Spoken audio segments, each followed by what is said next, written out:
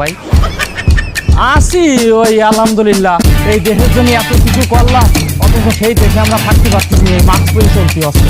আসি আপনি তো আমলেই ভালো আসলাম না ভাই, এখন ভাই কি একটা শান্তিতে নাই। আপনি তো আমলে যে একটা নিরাপত্তা আসলে রাইতে 3-4 সেলুনটা বন্ধ করি আমি চোখ মুখে ঘর গড়াইয়া আইতে দেখি। আর এখন রাত 3টায় যখন বাইক এই রাস্তায় মনটার ভিতর দরপর আমার সেলুনের আমার কেসিয়া পর্যন্ত আমার লগে রাখা লাগে।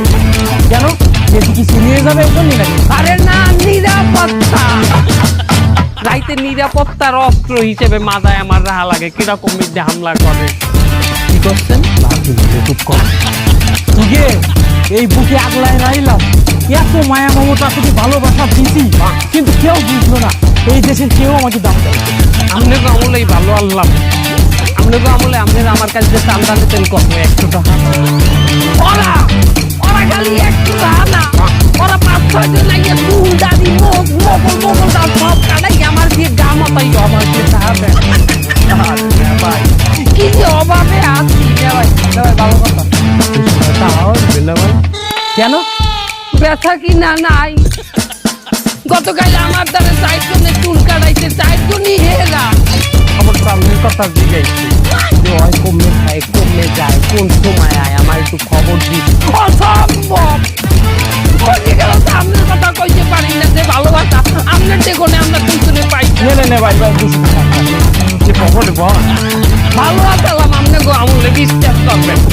কোন একটা সরকারি কামে যদি যাইছেন, আপনি গো নাম বললে তোমার 100 টাকা টাকা যদি দুধেই পকেটে আমদাই দিতাম, কাম কোথাও দিয়ে দিচ্ছি। এখন সেটা হয় না, ওরা হইতে দেয় না। ওরা 4-5 জনে আপনার নাম দিয়েছে, আমি বলি নেই আপনি দেখতে যে উপকার পাইছি এক সময়। ওরা তো আবারও দিকে কি মনে হচ্ছেন আমি বলবো আপনার নাম? জীবন থাকতেও না বলবো না, বলছি কোনোদিন ভাই কথা বলা যায়? ভাই কি আপনার চোখটা দাও আবার 50 টাকা কিসের? মানে চাউল হয়, তরকারি হয় না, আমি তো একটা ড্রাইভার খাই না আমরা।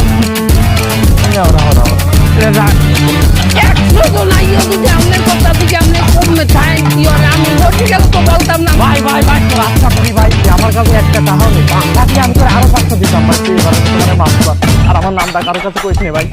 এত করে ধরছেন, আপনারা ভালোবাসার মানুষ, আপনাদের আর চাওয়া